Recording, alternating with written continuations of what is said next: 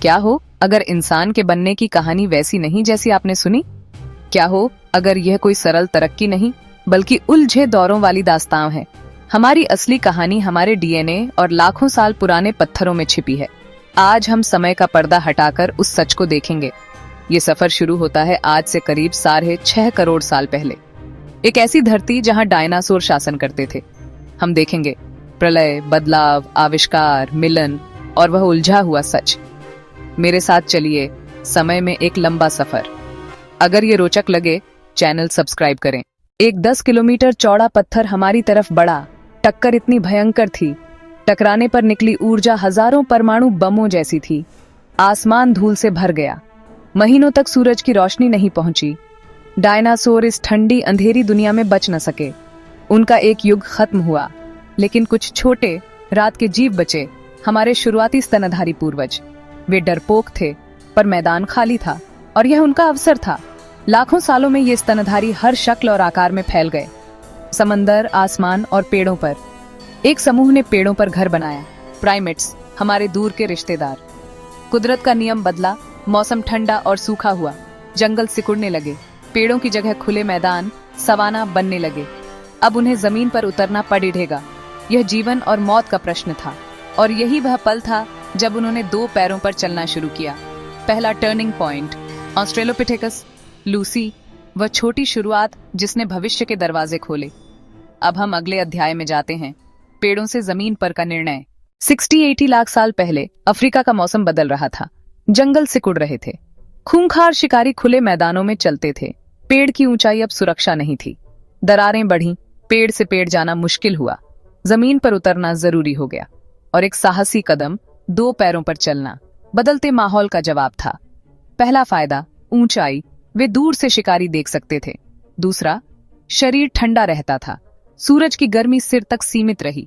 तीसरा, हाथ आजाद, बच्चे उठाना, खाना इकट्ठा करना और औजार पकड़ना संभव हुआ।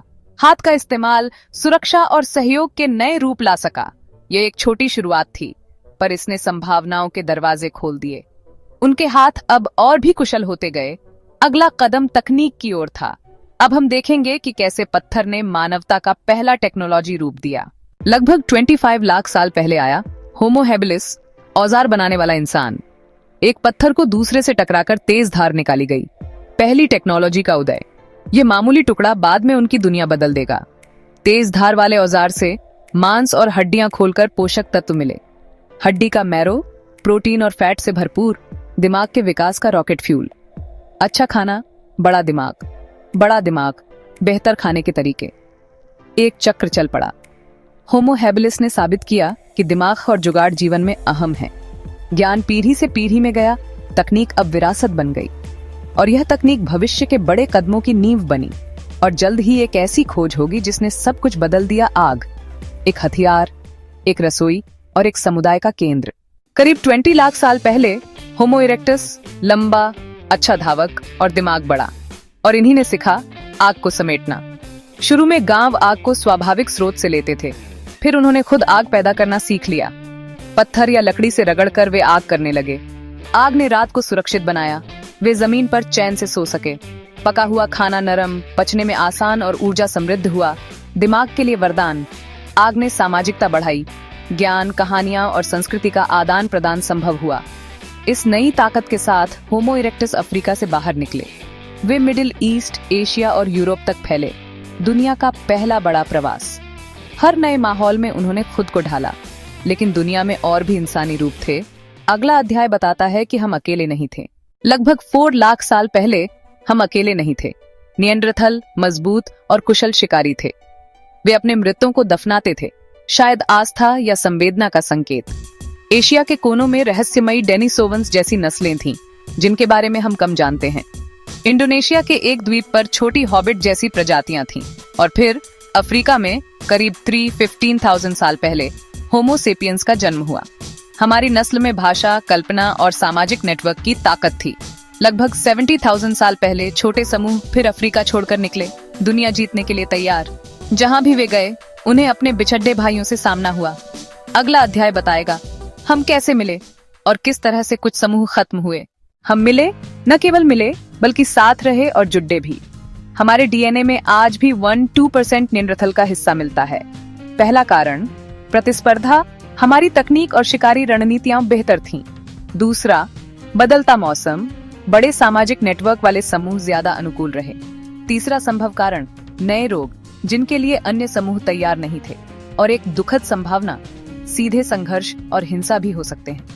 लगभग 40,000 साल पहले निएंडरथल गायब हो गए, फिर बाकी प्रजातियां भी विलुप्त हुईं। ऐसे इतिहास के बाद पृथ्वी पर सिर्फ एक इंसानी प्रजाति बची, हम। यह जितना महान है उतना ही दुखद भी। एक परिवार की कई शाखाएं मिली और फिर कुछ खो गए। आज भी हमारे भीतर उनका अनुपात मौजूद है, हमारी कहानी का जीवित प्रमाण। और यह केवल मिलन नहीं, हमारे होने का सच और भी जटिल है। अगला अध्याय बताता है कैसे।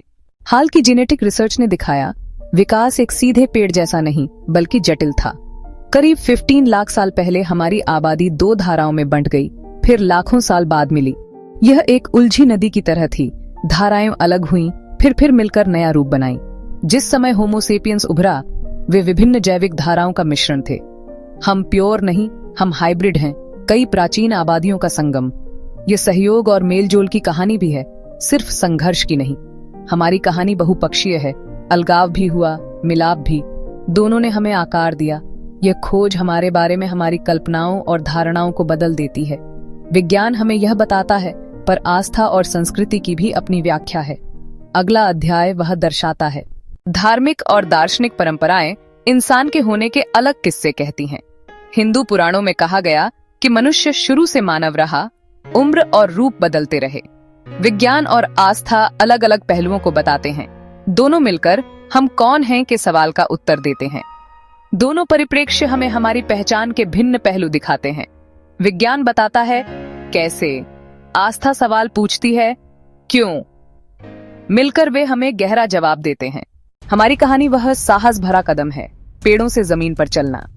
ये वह कहानी है जिसमें पत्थर, औजार और आग ने दिमाग व संस्कृति को जन्म दिया। हम कभी अकेले नहीं थे, हम मिलकर बने। हम हाइब्रिड हैं। पृथ्वी पर हमारा होना लाखों साल की समझदारी, संघर्ष और जज्बे का नतीजा है। तो अगला पन्ना कैसा होगा? क्या हम खुद को बचा पाएंगे? भविष्य बताएगा। अगर यह सफर आपको भाया हो तो लाइक करें, शेयर करें और सब्सक्राइब करें। धन्यवाद।